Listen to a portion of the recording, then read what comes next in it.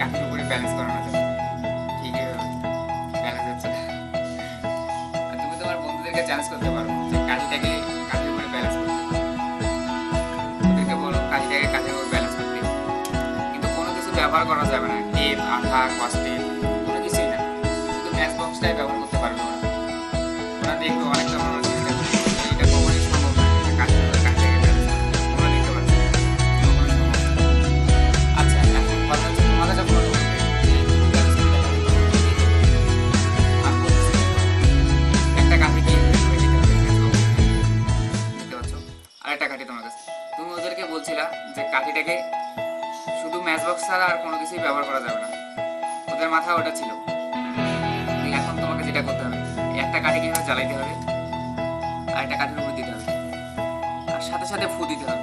দেখো কাঠিটা ব্যালেন্স হয়ে গেছে, দেখতে পাচ্ছ কাঠিটা এইভাবে ব্যালেন্স